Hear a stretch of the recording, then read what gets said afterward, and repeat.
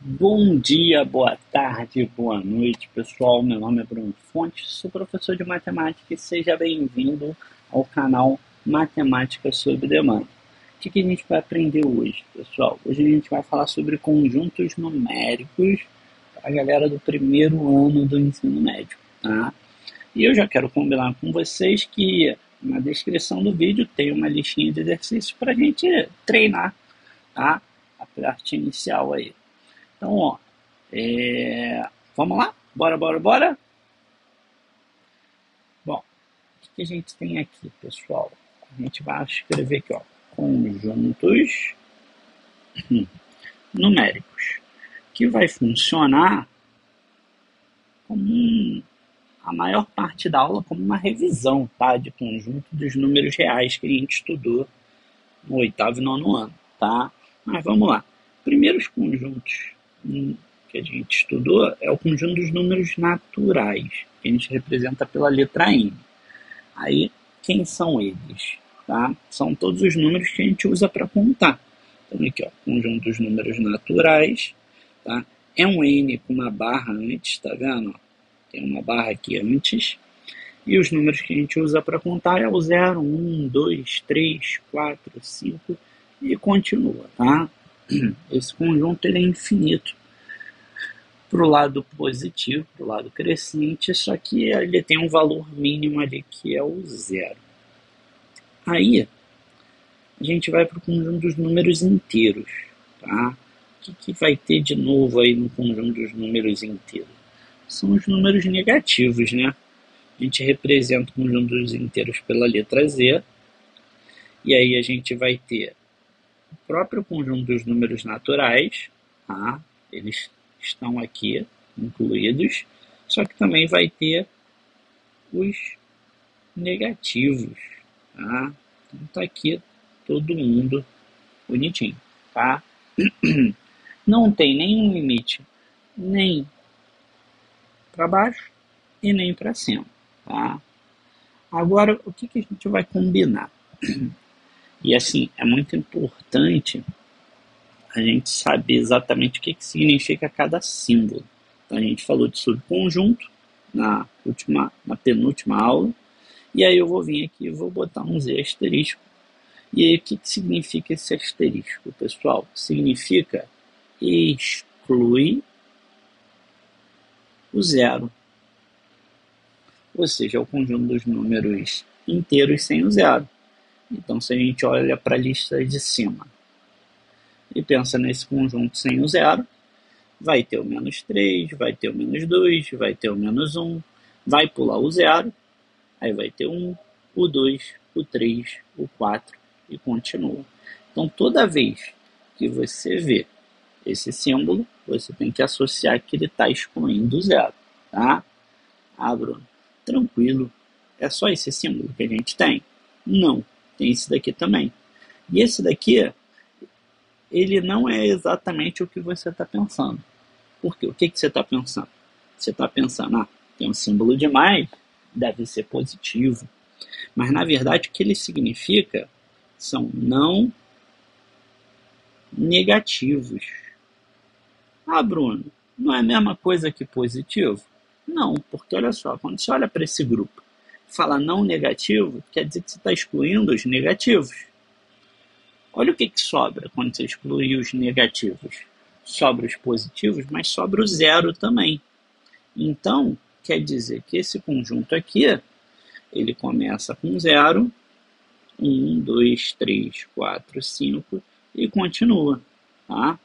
Então, toma cuidado que o símbolo mais não significa positivo, significa não negativos. Agora, se você bota o Z, com um sinal de menos, aí é a mesma ideia. Não significa que você quer os negativos, significa que você não quer os positivos. Então, é não positivos. E aí, ó, olha para essa lista que está aqui, que são os inteiros. Se você tira os positivos, vai sobrar esses números daqui. Ou seja, vai sobrar um menos 3, vai sobrar um menos 2, vai sobrar um menos 1, vai sobrar o zero e vai parar no zero, tá? Então não confunda esse sinal de mais e esse sinal de menos aí nos Z mais e os Z menos. Agora, o que significa isso daqui, ó? Com dois símbolos. Bom, você já sabe que quando você coloca o asterisco, você tirou o zero, e quando você coloca o mais, você tirou os negativos. E aí sim, vai sobrar só os positivos. 1, 2, 3, 4, 5 e continua. Então, ó, para sobrar só os positivos, você tem que tirar os negativos e tem que tirar o zero. E aí precisa desses dois símbolos. E aí é claro que a gente vai ter também a combinação Z menos com asterisco, que vai ficar o conjunto aqui que você está vendo aqui em cima, só que sem o zero. Ou seja, menos 3, menos 2, menos 1 e acaba no menos 1. Tá? Show de bola. Bom, depois dos inteiros, a gente estuda os racionais. Tá? E aí o que a gente vai combinar é que os racionais a gente representa pela letra Q, tá? Pela letra Q. E aí, o que vai ser esse Q? Q, que são os racionais, vai ser o conjunto onde para o x pertencer a Q, ou seja, para um número para ele pertencer a Q, ele tem que estar nesse formato aqui, ó. Só que qual vai ser a regra, né? Na forma de fração. O numerador tem que ser um número inteiro e o denominador tem que ser um número inteiro não nulo, né? Não pode ter zero no denominador, não existe divisão por zero. E aí a gente já vai tirar aqui, ó, de imediato as seguintes situações, ó. Todo número natural, número natural é racional, tá? Por quê? Porque se você pega um número natural e coloca ele com um denominador 1, você escreveu ele na forma de fração. Então, 3 sobre 1 é 3 dividido por 1 por 3. Ó. Todo número natural a gente pode botar na forma de fração com denominador 1. E assim, todo número inteiro, ele também é racional, pelo mesmo motivo, né? Se a gente coloca um número, por exemplo, menos 4, na forma de fração menos 4 sobre 1, se eu faço essa conta, vai dar o próprio menos 4. Então é possível colocar um número, qualquer número inteiro na forma de racional, é só colocar denominador 1. Todo decimal exato é racional. Por quê? Se eu penso no número, sei lá, 1,2, 1,2 eu escrevo o número sem vírgula, depois eu coloco aqui, ó, sobre 10. Todo número decimal a gente consegue reescrever ele no formato de fração, tá? Então, todo número decimal, ele é racional. E toda dízima periódica é racional. Por exemplo, se eu venho aqui e escrevo aquele famoso 0,666, ele pode ser escrito na forma de 6 sobre 9, tá? Então, assim, Bruno, não lembro como é que a gente transforma a dízima periódica em fração. Não tem problema. A gente vai lembrar agora, só que eu vou fazer o seguinte, eu vou lembrar para você usando uma técnica. Mas antes da gente fazer essa técnica, vamos só organizar aqui uma coisinha rápida sobre dízima periódica, tá? Então, ó, dízima periódica. Existe a dízima periódica simples e existe a dízima periódica composta, tá? Existem esses dois tipos. Aí eu vou vir aqui, ó, e o que vai ser a dízima periódica simples? Ela não tem antiperíodo. Bruno, o que é antiperíodo? Já vou te contar, tá? Já vou te contar. Aqui a composta tem antiperíodo. Tá, beleza. Bom, vamos começar aqui por esse número aqui, ó, 1,222 reticências. Esse número aqui, 1,222 reticências, a gente está vendo que o 2 é o cara que está repetindo. Eu até posso escrever assim, ó, 1,2 com uma barra em cima do 2, tá vendo? Mas o importante é esse cara que está repetindo, a gente chama de período, tá? Calma aí, Bruno, deixa eu ver se eu entendi. Se eu pego o número 2,343434, o 34 é o que está repetindo, então eu poderia escrever assim, 2,34 com uma barra em cima do 34, e, vamos escrever aqui que o período é 2, e aí quer dizer que o período desse número vai ser o cara que está repetindo, que é o 34. Tá certo isso? Tá certo. Agora, se eu pego esse número aqui, ó, 1,2333, aí eu posso reescrever esse número como 1,23, só que só o 3 que está repetindo. Então, a gente vai botar só uma barra em cima do 3. A barra não vai ficar em cima do 2 e do 3, só do 3, porque só o 3 que está repetindo. E aí a gente vai ter o período, que é o cara que está repetindo. E aí, o que a gente vai combinar? Esse 2 que está aparecendo aqui, ele faz parte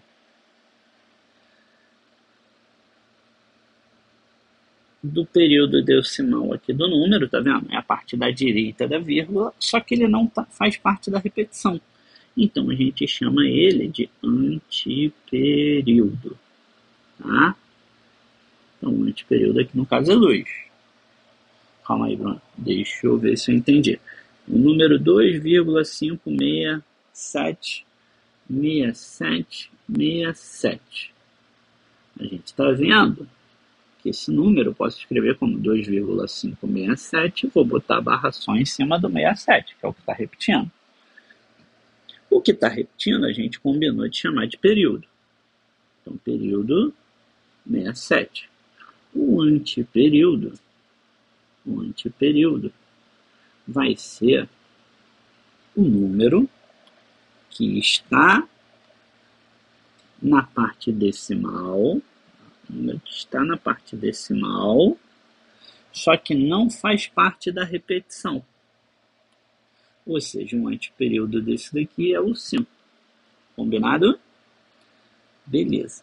Agora que a gente sabe a diferença entre dízima periódica simples e dízima periódica composta, a gente vai para a observação 2.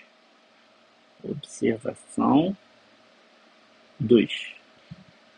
Que eu vou te contar como é que a gente faz para transformar fração não. Como é que a gente faz para transformar dízima periódica em fração. E que, por sinal, a gente chama até de fração geratriz, mas não deixa de ser uma fração, tá? Fração geratriz porque gera essa dízima periódica, tá? E aí, como é que vai funcionar? Vai ter uma técnica. Eu vou te ensinar a técnica, tá? Prática. Técnica prática. A técnica prática vai funcionar assim. A nossa fração, né, vai ser uma fração, então vou botar um traço aqui. E eu vou dizer para você que ele vai ter 9 aqui no denominador. E pode ser ou não que tenha zeros, tá? Quem manda no 9 é a quantidade de algarismos de números no período. Quem é que manda no 0 é a quantidade de algarismos de números no antiperíodo. Tá?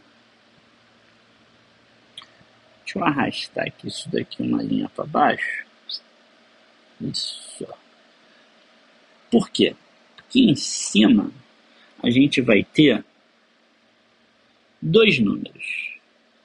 Tá? A gente vai ter 2 números que precisam ser subtraídos. O que vai ser o primeiro número? Vai ser o número, eu digo que é um número com período. E o segundo é um número sem período. Você vai entender. Vamos para o exemplo. Deixa eu diminuir aqui para a gente poder escrever aqui os exemplos. Então, o exemplo 1 vai ser o número 1,222. Vamos lá. Isso daqui vai ser uma fração. Aí, ó, primeira parte. Vamos contar quantos algarismos tem aqui no período. Ó. Só tem um algarismo no período repetindo, né? Que é o 2. Então, vai entrar um 9 aqui. Aí, o 0 é quantidade de números no antiperíodo. Só que não tem antiperíodo aqui. Não tem. Então, não vai ter 0 aqui. Agora, número com período. O que seria um número com período? A gente vai ignorar a vírgula e vai pegar o número completo aqui que a gente forma, incluindo um pedaço do período. Ou seja, a gente vai pegar isso daqui, ó, o 12 menos, aí agora para fechar, é o número sem período. Número sem período, bom, o número sem período, ele vai ser só esse pedaço aqui, né? É só 1. Então, menos 1. Aí você vai fazer 12 menos 1, vai dar 11 nomes. Beleza? Tá, vamos lá. Vamos fazer aqui um outro exemplo. Exemplo 2. 2,34. Reticências. Aí, eu vou vir aqui, ó, botei o traço da fração, contei quantos elementos estão repetindo aqui no período, são 2, então vou colocar 2 noves. Aí depois, vamos escrever o número com período, ou seja, 234, tá? Aí, ó, o que eu esqueci de marcar aqui, que era o pedaço aqui, ó, sem período, ó. Sem período é só o 2. Então vai ficar menos, e aí 2. Agora essa conta difícil é com você, hein? 234 menos 2. Caraca, hein? 232 sobre 99. Tá feita aí a nossa fração geratriz. Só que assim, a gente só fez de simples, né? Vamos fazer composta agora? Então, ó, exemplo 3. 1,2333 continua. Aí o que a gente vai fazer? Ó, coloca o traço da fração. Vamos contar quantos caras tem repetindo. Ó. Só tem um cara repetindo, que é o 9. Só que agora tem um elemento aqui no período, tá vendo? Tem um elemento aqui no período, vai entrar um 0 no denominador. Aí depois a gente vai olhar número com repetição. Número com repetição é 123. Agora a gente vai procurar número sem repetição. Número sem repetição é só o 12, ó. 12. Aí agora a gente tem que fazer essa conta. 123 menos 12 vai dar incríveis 111 sobre 90. Beleza? Vou fazer mais uma, né? Pra gente garantir aqui, ó. 2,5676767. Opa, esqueci da reticência. Não, melhor, vou fazer isso daqui agora, ó. Ó como é que eu escrevi, ó. O que isso significa? Que o 67 é o cara que está repetindo, né? Então, ó, tum.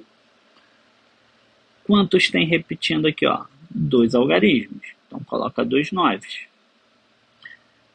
Aí agora, quantos elementos tem aqui no anteperíodo? 1. Então, coloca 0. Aí depois, número com repetição. Número com repetição, ó, com o período 2567. Depois, o que a gente vai fazer? Menos, e caramba, esse 7 ficou horroroso. Menos, número com repetição. Número com repetição. Opa, sem repetição agora, né? É o 25. Agora eu tenho que fazer essa conta. A conta vai ser 2567 menos 25. Quando você fizer essa conta aí, 2567 menos 25, vai dar incríveis 2.542 sobre 990. E, Bruno, dá para simplificar? Dá para simplificar, mas eu vou deixar quieto, porque o objetivo aqui é só encontrar a fração geratriz. Combinado? Beleza. Abrimos um parênteses aí sobre dízima periódica, fração geratriz, mas a gente estava falando de conjuntos numéricos.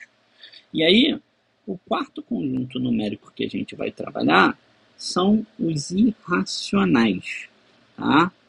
Que é representado pela letra I, só que aí tem que colocar aquele segundo tracinho, vai ficar aparecendo 1, 2 romano, mas acontece. Aí, ó, o que são os números irracionais? São números que não podem ser escritos na forma de fração, naquele esquema que a gente falou dos racionais, tá? E aí eu vou te dar alguns exemplos na forma de fração, ou seja, na forma aquela A sobre B, tá? Bom, esse cara aqui eu acho que é bem conhecido, né? Que é o π, que ele é mais ou menos 3,141592 e continua, tá? É o número π.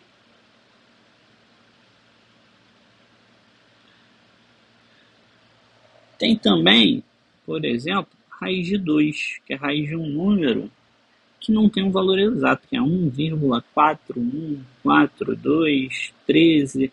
Se você jogar isso na calculadora, você vai ver que esse número ele não tem fim e ele não tem repetição, tá? Ele é uma dízima que não tem fim, mas não é periódica, porque não tem repetição, tá?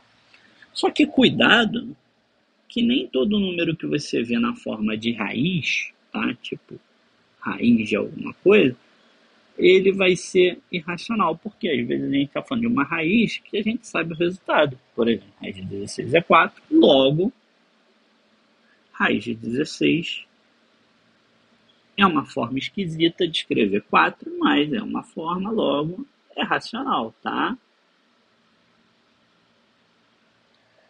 Show de bola. Bom, tem outros números irracionais aí, mas é só um resuminho para a gente poder identificar, tá? Agora os números reais. Os números reais a gente representa pela letra R E aí, os números reais, eles vão ser o quê? Você vai pegar os racionais, vai pegar os irracionais e vai juntar usando a união, né? E aí isso vai dar o conjunto dos números reais. Bom, galera, o que a gente tem que combinar? Que é legal a gente saber como é que eles são organizados. Ó. O primeiro conjunto que a gente estudou são dos naturais. Aí depois a gente tem um pouquinho maior aqui os inteiros, né? Aí depois, como todo número inteiro é racional, ao redor aqui dos inteiros a gente vai ter os racionais. Ao lado aqui dos racionais a gente vai ter os irracionais. E essa parada toda são os reais, tá? Opa. Isso daqui são os reais, tá? Só que assim, qual o bizu, tá? Qual é a parada?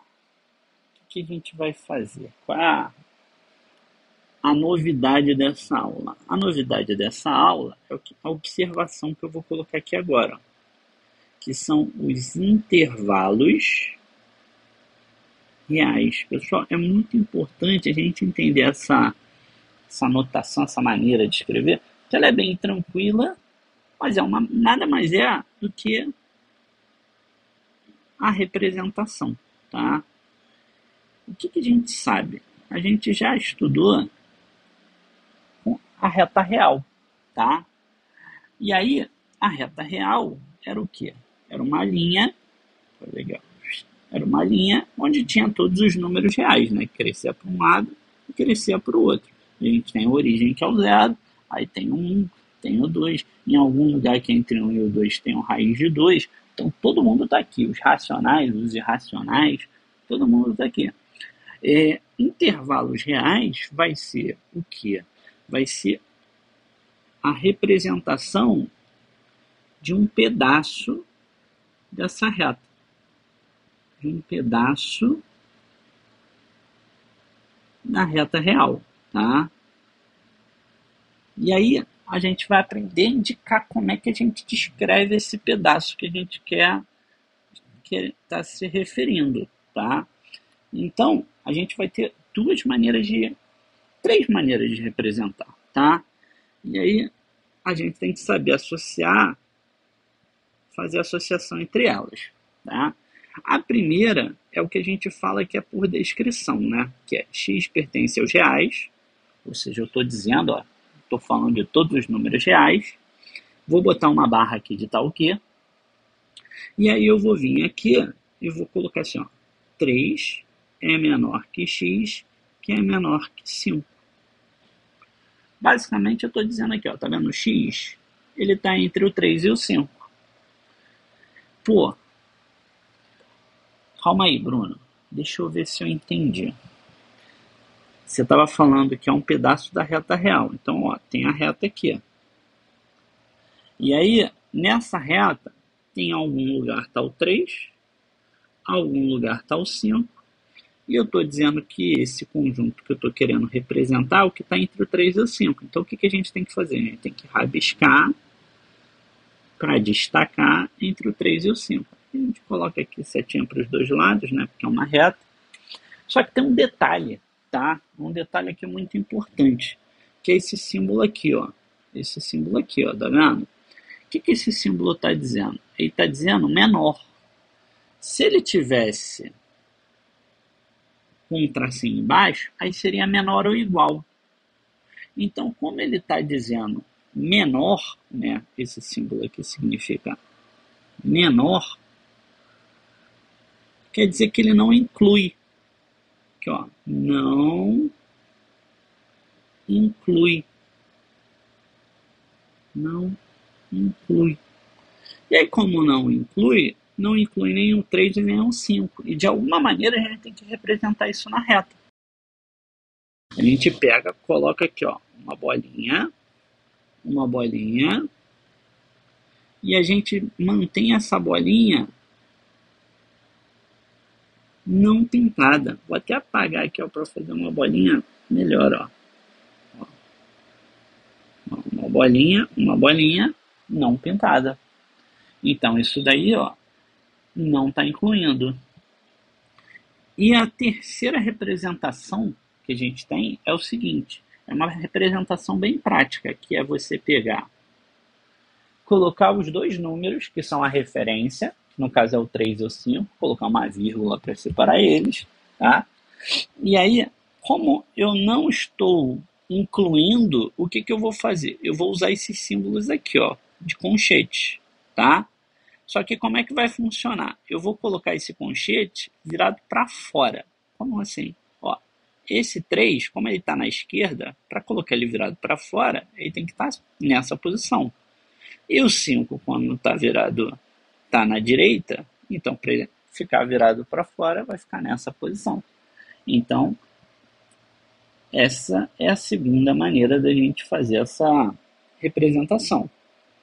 Agora, vamos fazer outro exemplo. Se eu pego e coloco assim, x pertence aos reais, tal que 3 é menor que x é menor ou igual a 5. Olha o que eu fiz. Eu peguei, está aqui a nossa reta, vou marcar o 3, vou marcar o 5. Tá? Nossa reta continua para os dois lados. Beleza. Vou dar aquela rabiscada aqui entre o 3 e o 5. E aí, o que acontece? Esse símbolo aqui, ele é um símbolo de menor ou igual. Ou seja, dessa vez ele quer incluir o 5. E aqui ele não quer incluir. Não inclui, né? Então, quer dizer que na hora que a gente for desenhando a nossa reta, a bolinha do 3 ela tem que estar sem pintar, e a bolinha do 5 ela tem que estar pintada. Combinado? Agora, como é que fica a nossa terceira representação aqui? A gente coloca os números que são referência, e aí, quando não inclui, que no caso é do 3, a gente coloca virado para fora. E quando inclui, que no caso é o 5, a gente coloca virado para dentro. Então, tá aí, 3 e 5. Beleza. Bruno, uma dúvida. Se eu tiver escrito isso daqui, x pertence aos reais, tal que x é maior ou igual a 3. Cara, vamos pensar? Desenhar a nossa reta. Aí eu vou fazer aqui, de um para um lado, de um para um outro. X maior ou igual a 3 significa que ele falou, pego 3. E aí quando eu falo pego 3, pessoal, pode ser em qualquer lugar da reta, tá? Por quê? Ele vai ser a sua referência, só que assim, já que é maior ou igual a 3, a gente vai rabiscar desse lugar que a gente chamou de 3 para a direita. E aí, inclui.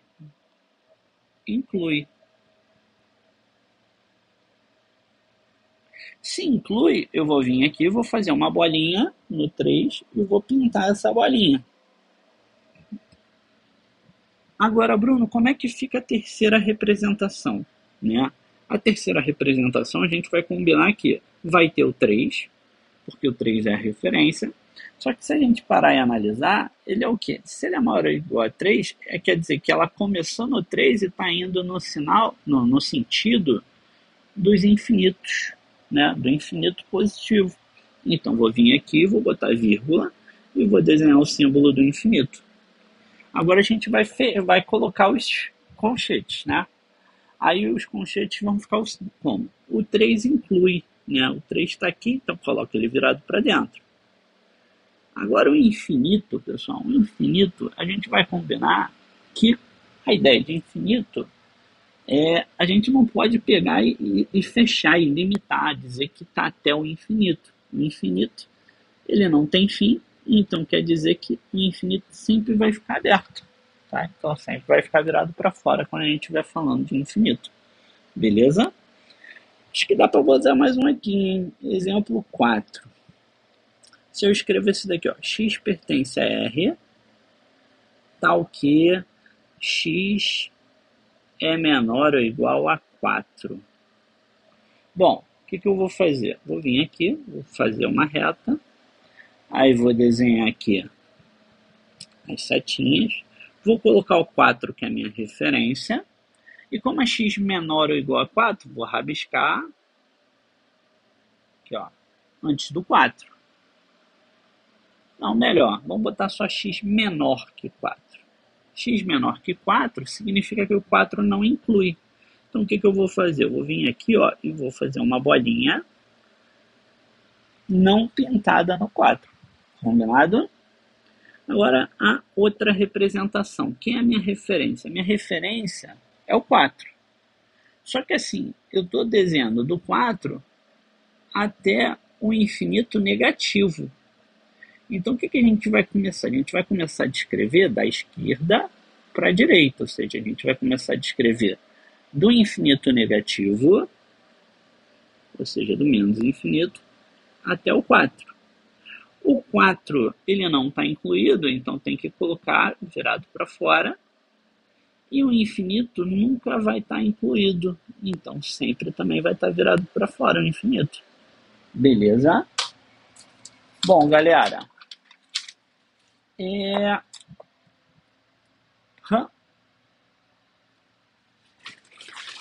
era isso que eu queria mostrar para vocês nessa aula sobre conjuntos numéricos.